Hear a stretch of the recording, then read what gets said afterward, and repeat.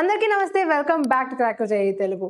ఎవరికైతే సీట్ వచ్చిందో రాలేదో నాకైతే కామెంట్ సెక్షన్‌లో చెప్పేయండి. మీకు సీట్ వచ్చిందో రాలేదో. కానీ ఈ వీడియోలో ఎవరికైతే సీట్ రాలేదో, ఎవరైతే రౌండ్ 2లో కూడా మీకు సీట్ రాలేదు రాకపోవచ్చు అని అనుకుంటున్నారో, వాళ్ళకి మాత్రం ఈ వీడియోలో ఏం చేయాలి, దాని తర్వాత అనేది కంప్లీట్‌గా డిస్కస్ చేసుకుందాం.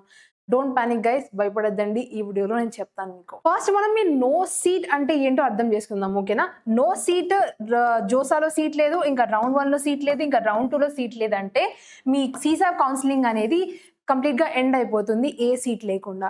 నెక్స్ట్ వచ్చేసి ఎవరికైతే జోసా ప్లస్ ఎన్ఐటీ సీట్ ఉందో కానీ సీసాబ్లో మీకు ఏ సీట్ రాలేదో, మీకైతే జోసాలో ఆల్రెడీ ఉన్న సీట్ రిటైన్ అవుతుంది. రిటైన్ అవుతుందంటే ఆ సీట్ మీకు ఇంకా ఉంటుంది.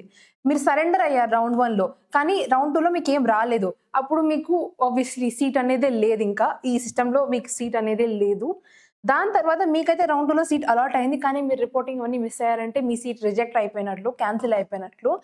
మీరు కనుక ఏదైనా స్పెషల్ ఎలిజిబిలిటీ గ్రూప్‌కి బిలాంగ్ అయ్యారనుకో, లైక్ ది యూటీకి అలా బిలాంగ్ అయ్యారనుకో, మీకు సూపర్ న్యూమరరీ రౌండ్ అనేది ఒకటి జరుగుతుంది. దాంట్లో కాలేజెస్ లైక్ ఎన్ఐటీ, కాలికట్ ఇలాంటి కాలేజెస్‌లో సీట్స్ ఫిల్ చేయడానికి ఆ రౌండ్ అనేది మీకు జరుగుతుందనమాట. గైస్, ఇది మా ఛానల్ అనమాట. మీరు మా ఛానల్‌లోనే నా వీడియో చూస్తూనే ఉంటారు. సో మా ఛానల్‌కి వెంటనే సబ్స్క్రైబ్ చేసేసేయండి, మీకు ఇలాంటి యూస్‌ఫుల్ కంటెంట్ టైంకి తీసుకురావడానికి. ఇది సింపుల్. మీకు కనుక ఆల్రెడీ జోసా సీట్ ఉంటే అది పెట్టుకోండి మీ దగ్గరే. మీరు ఎలాంటి వేరే పనులు చేసి దాన్ని రిజెక్ట్ చేసుకోవద్దండి, దాన్ని పోగొట్టుకోకండి. ఒకవేళ కనుక మీకు ప్రైవేట్ కౌన్సిలింగ్, ఫర్ ఇన్స్టెన్స్ మీకు ఏపీ ఎంసెట్‌లో కనుక మంచి జేఎన్టీయూలో వచ్చిందనుకో, అప్పుడు మీరు వదిలేసుకోవచ్చు. కానీ మీకు అలా రాకపోతే జోసా సీట్ అయితే మీ దగ్గరే పెట్టుకోండి. ఇది గైస్ ఎవరైతే సూపర్ న్యూమరరీ రౌండ్‌కి ఎలిజిబుల్ అవుతారు వాళ్ళు ఎవరంటే, ఫస్ట్ మీరు అండమాన్ అండ్ నికోబార్ ఐలాండ్స్ నుంచున్న, లక్షద్వీప్ నుంచున్న, దమన్ అండ్ దీవ్ నుంచున్న, దాద్రా నగర్ హవేలీ నుంచి ఉన్నా కూడా మీకు సూపర్ న్యూమరరీ రౌండ్ అనేది మీకు ఎలిజిబుల్ అవుతారు. దాంట్లో ఏవేవి కాలేజెస్ ఉన్నాయంటే NIT Calicut, ఎస్విఎన్ఐటి Surat, NIT Durgapur. So వీటిల్లో మీకు సీట్స్ ఫిల్ చేయడానికని ఈ రౌండ్ అనేది స్పెషల్గా జరుగుతుందన్నమాట. మీకు సీసాబ్ రౌండ్ 2 తర్వాత. ఇది అందరూ ఎలిజిబుల్ కాదు, ఓన్లీ ఎవరైతే ఈ ప్లేసెస్ నుంచి ఉన్నారో వాళ్ళకి మాత్రం ఎలిజిబుల్ ఉంది. ఇది గైస్ ఇప్పుడు మీరు చేయాల్సింది. ఇప్పుడు మీరు ఏం చేయాలంటే, సీసాబ్లో మీకు ఎలాగో రౌండ్ రాలేదు కాబట్టి ఫర్ ఎటువంటి రీజన్ అయినా కూడా మీరు ఇప్పుడు స్టేట్ కౌన్సిలింగ్స్ వైపు చూడాలన్నమాట. మన స్టేట్కి ఏది ఉంది, mostly AP EAMCET, TG EAMCET, ఎఫ్సెట్ ఇవి ఉన్నాయి కాబట్టి మీరు వాటి మీద ఫోకస్ పెట్టండి. వాటిలో మంచి సీట్ ఎలా వస్తుంది అనేది మీరు చూసుకోండి. మీరు వాటి మీద ఫోకస్ పెట్టి వాటిలో ఏదో ఒక కాలేజ్కి మీరు ట్రై చేయండి. ఆల్మోస్ట్ కొన్ని స్టేట్స్ అయితే వాళ్ళ ఓన్ కౌన్సిలింగ్స్ నడుపుతాయి. మీరు ఎలాంటి స్టేట్ నుంచి ఉన్నా కూడా, తెలుగు వాళ్ళు కదా, మీరు కర్ణాటకలో ఉన్నా లేకపోతే తమిళనాడు ఏ స్టేట్లో ఉన్నా కూడా ఆల్మోస్ట్ అన్ని స్టేట్స్కి వాళ్ళ ఓన్ ప్రైవేట్ కౌన్సిలింగ్స్ అనేవి జరుగుతున్నాయి అనమాట. సో వాటిలో సీట్ తెచ్చుకోవడానికి మీరు ట్రై చేయండి. ఇంకా కొన్ని ప్రైవేట్ యూనివర్సిటీస్ కూడా వాళ్ళ ఓన్ ఎగ్జామ్స్ జరుగుతాయి అనమాట. ఫర్ ఇన్స్టెన్స్ ఎస్ఆర్ఎం జరుగుతుంది, విఐటి జరుగుతుంది. సో ఇలాంటి ప్రైవేట్ కాలేజెస్లో కూడా మీరు ఆల్రెడీ ఇచ్చింటే exam, well and good. So ఆ కాలేజెస్లో తెచ్చుకోవడానికి మీరు ట్రై చేయండి. For instance Thapar, LN, MIT, JP, Manipal, VIT, SRM, Amrita ఇవన్నీ కూడా JEE mains course board marks వాళ్ళ ఓన్ ఎంట్రన్స్ టెస్ట్ బేస్డ్గా వాళ్ళ కాలేజెస్లో సీట్స్ ఇస్తాయన్నమాట. సో నాకు తెలిసిన వాళ్ళు కూడా చాలా మంది ఎస్ఆర్ఎంలో చదువుతున్నారు. మీరు అలా కూడా ఒకవేళ ఈ కౌన్సిలింగ్స్లో రాకపోతే మీరు ఆ ప్రైవేట్ యూనివర్సిటీస్ కూడా ట్రై చేయండి. ప్రైవేట్ బెస్టా, గవర్నమెంట్ బెస్టా అంటే గైస్ మీ దగ్గర ఉన్న చాయిసెస్ బట్టి మీరు చూసుకోవాలి. ప్రస్తుతానికైతే మీకు గవర్నమెంట్ కాలేజెస్లో రాలేదు, ఇంకా గవర్నమెంట్ ఫండెడ్ ఇన్స్టిట్యూట్స్లో కూడా రాలేదు. సో నెక్స్ట్ బెస్ట్ ఏంటి? మీకు గనక మీలో కాన్ఫిడెన్స్ లేకపోతే నేను నెక్స్ట్ ఇయర్ చేయగలుగుతాను మళ్ళీ అని మీరు డ్రాప్ని అదంతా కన్సిడర్ చేస్తున్నారనుకో, మీరు నెక్స్ట్ ఇయర్ చేయగలుగుతానంటేనే మీరు డ్రాప్ కన్సిడర్ చేయండి. ఎందుకంటే డ్రాప్ ఇయర్ మీకు ఈ వయసులో చాలా హెక్టిక్గా ఉండబోతుంది.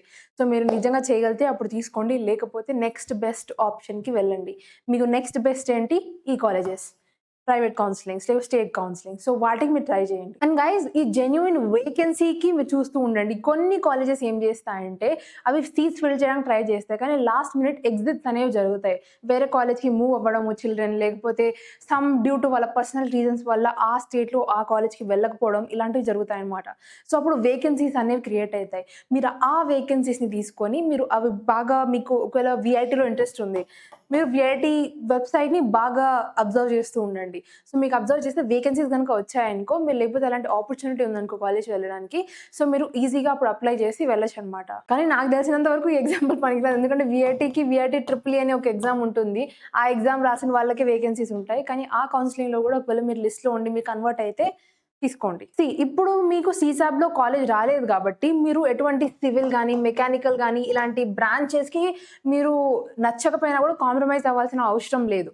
మీరిప్పుడు ప్రైవేట్ కాలేజ్‌లో జాయిన్ అవ్వబోతున్నారు కాబట్టి, లేకపోతే లోకల్ గవర్నమెంట్ కాలేజ్‌లో జాయిన్ అవ్వబోతున్నారు కాబట్టి, మీకు నచ్చిన బ్రాంచ్ తీసుకోండి. ఫర్ ఇన్‌స్టెన్స్ మీకు సీఎస్‌సి అంటే బాగా ఇంట్రెస్ట్. కానీ మీరు ఎటువంటి రీజన్స్ వల్ల మీరు సివిల్, మెకానికల్ బ్రాంచెస్ అన్ని మీరు పెట్టాల్సింది వచ్చింది.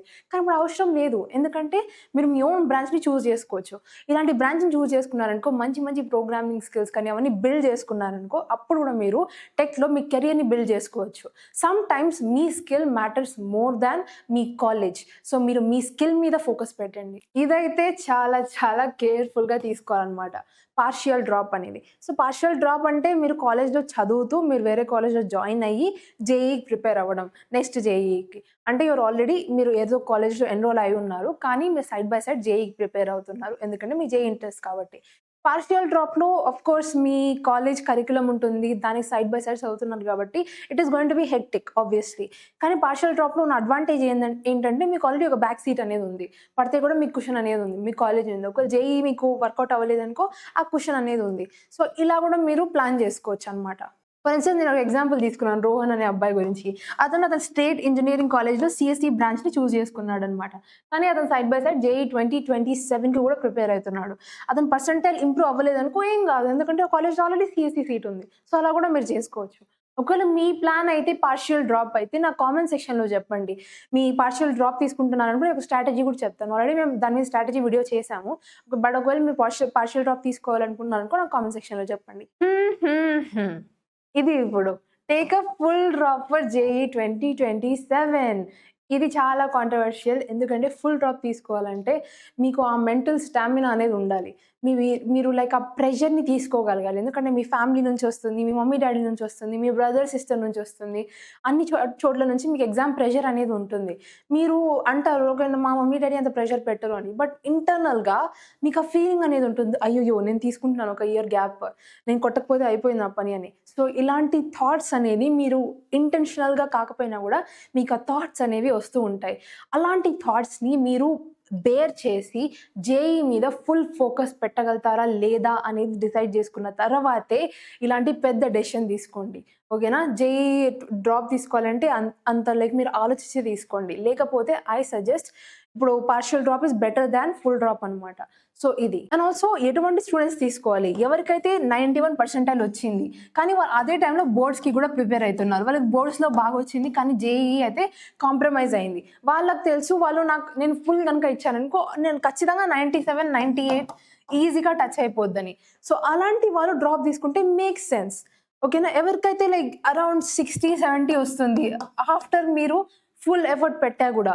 సో ఇలాంటి వాళ్ళు 99 వరకు వెళ్ళాలంటే చాలా చాలా చాలా కష్టపడాలి. In the span of 6 months. ఇప్పుడు ఆగస్ట్ అంటే లైక్ ఆల్మోస్ట్ మనకు 4 మంత్స్ ఉన్నాయి అంతే. సో ఇలాంటి గ్యాప్‌లో మీరు చేయగలుగుతారా లేదా అని డిసైడ్ అయిన తర్వాతే మీరు డ్రాప్ అనేది తీసుకోండి. ఇది కూడా వన్ ఆఫ్ ది ఆప్షన్స్ అని చెప్తాను. చాలా మందికి నాకు తెలిసి వీడియో చూస్తుంటే మీకు బీటెకే ఫస్ట్ ఆప్షన్ ఉంటుంది.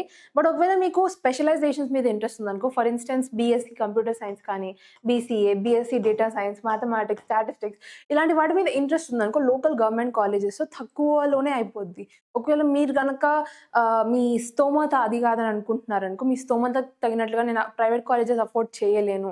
అలాంటప్పుడు మీరు కాంప్రమైజ్ అవ్వాల్సిందొస్తే మీరు అదర్ ఆప్షన్స్ కూడా చూసుకోవచ్చు. ఈ క్వెషన్ అయితే చాలా మంది బొంబార్డ్ చేస్తున్నారనమాట కామెంట్ సెక్షన్‌లో రిజల్ట్స్ వచ్చినప్పటి నుంచి. మా డబ్బులు వెనకాలకొస్తాయా? రాదా? సీసాబ్‌లో సీట్ రాకపోతే గైస్ వస్తది. మీకు 40,000 ఒకవేళ మీరు జెన్ ఈడబ్ల్యూఎస్ లేకపోతే ఓబీసీ, ఎన్సీఎల్ అయితే మీకు 40,000 బ్యాక్ వస్తుంది. అలాగే మీరు ఎస్సీ, ఎస్టీ, పీడబ్ల్యూడీ అయితే 19,000 మీకు బ్యాక్ వస్తుంది. ఎక్కడి నుంచి? ఎస్ఆర్‌పీఎఫ్ మీరు కట్టారు కదా! ఎస్ఆర్‌ఈఎఫ్ మీరు కట్టారు కదా! ఎప్పుడైతే రిజల్ట్స్ రాకముందు మీరు ఎస్ఆర్‌ఈఎఫ్ అనేది రిజిస్ట్రేషన్ టైమ్‌లో కట్టారు కదా! ఆ అమౌంట్ నుంచి ఇంత మీకు బ్యాక్ వస్తుంది. మనం ఇప్పుడు ఒక ప్రాక్టికల్ ఎగ్జాంపుల్ తీసుకుందాం. ఫర్ ఇన్‌స్టెన్స్ ఒక స్టూడెంట్ క్రెడెన్షియల్స్ ఇలా ఉన్నాయన్నమాట. జేఈఈ మెయిన్ సీఆర్ఎల్ ఏమో 1,85,000 కేటగిరీ ఓబీసీ ఎన్సీఎల్ జోసాలో సీట్ లేదు, రౌండ్ 1లో సీట్ లేదు, రౌండ్ 2లో సీట్ లేదు. అప్పుడు ఇతనికి ఫీజిబుల్ ప్లాన్ ఏంటి? ఫస్ట్ మీరు ఇమ్మీడియేట్‌గా సెక్యూర్ చేయాల్సింది ప్రైవేట్ కానీ, స్టేట్ యూనివర్సిటీలో గానీ ఒకవేళ ఎంసెట్‌లో మీకు సీట్ వస్తుంటే దాన్ని సెక్యూర్ చేసుకోండి. దాని తర్వాత ఏమన్నా మీకు కోరిన కాలేజెస్‌లో వేకెన్సీస్ ఉన్నాయో లేదో చెక్ చేసుకుంటూ ఉండండి. అండ్ దాని తర్వాత మీకు ఇంకా జేఈఈలో మంచి కాలేజ్ లేకపోతే ఎన్ఐటీ, ఐఐటీ మీ డ్రీమ్ అంటే పార్షియల్ డ్రాప్ తీసుకోండి. పీడీ తీసుకోండి. అది మీకొక మంచి ఫీజిబుల్ ప్లాన్. మీకు దాని మీద ఎలాంటి డౌట్స్ ఉన్నా నాకు కామెంట్ సెక్షన్‌లో అడగండి. నేను రిప్లై ఇస్తాను మీకు. మీకు ఆల్రెడీ జోసాలో గనుక సీట్ ఉందనుకో మీరు జస్ట్ సింపుల్‌గా ఫర్ ఇన్‌స్టాన్స్ ఎన్ఐటీ జలంధర్‌లో అడ్మిషన్ తీసుకున్నారు. మీరు ఎన్ఐటీ జలంధర్‌లో ఇన్‌స్టిట్యూట్ రిపోర్టింగ్ అనేది చేసేస్తే అయిపోయింది. ఫిజికల్ రిపోర్టింగ్ చేస్తే మీది అయిపోయింది. వీళ్ళకి మాత్రం కొంచెం టైం పడుతుంది. మీకు గనుక జోసా రౌండ్ 2లో సీసాబ్ రౌండ్ 2లో సీట్ రాలేదనుకో మీరు వెయిట్ చేస్తూ కూర్చోకండి. మీరు బాధపడడం వెరీ జస్టిఫైయబుల్. అర్థమైతుంది నాకు. బట్ మీరింకా కాలేజ్‌కెళ్ళాలి. సో, కాబట్టి మీరు నెక్స్ట్ బెస్ట్ ఆప్షన్‌ని చూసుకోవడం స్టార్ట్ చేయండి. అందుకే ఈ వీడియో నేను తొందరగా రిలీజ్ చేస్తున్నాను. ఎందుకంటే నెక్స్ట్ రౌండ్‌లో చాలా మందికి మీకు ఆల్రెడీ తెలిసిపోయి ఉంటుంది రౌండ్ 1 కట్ ఆఫ్స్‌తో వస్తుందా రాదా అని. సో, దాని బేస్‌గా మీరు అసెస్ చేసుకొని మీ బ్యాకప్ ఆప్షన్స్ అనేటివి రెడీ చేసుకుంటూ ఉండండి. మీకు జోసా సీట్ ఉంటే కనుక జోసా సీట్‌ని వెరిఫై చేసుకోండి. లేకపోతే నెక్స్ట్ బెస్ట్ ఆప్షన్‌ని చూజ్ చేసుకోండి. వేకెన్సీ నోటీసెస్‌కి చూస్తూ ఉండండి. పార్షియల్ ఫుల్ డ్రాప్ గురించి మీరు ఆలోచిస్తూ ఉండండి. దాని తర్వాత ఇఫ్ యూర్ ఎలిజిబుల్ మీరు గనుక సూపర్ న్యూమరరీ రౌండ్‌కి ఎలిజిబుల్ అయ్యారనుకో దానిలో పార్టిసిపేట్ అవ్వండి. సో, అది గైస్ ఈ వీడియోకి. మీకు గనక ఎలాంటి డౌట్స్ ఉన్నా కూడా నా కామెంట్ సెక్షన్‌లో చెప్పేయండి. నేను ప్రతి ఒక్క కామెంట్‌కి చూసి రిప్లై ఇస్తాను. And subscribe. See you in the next video.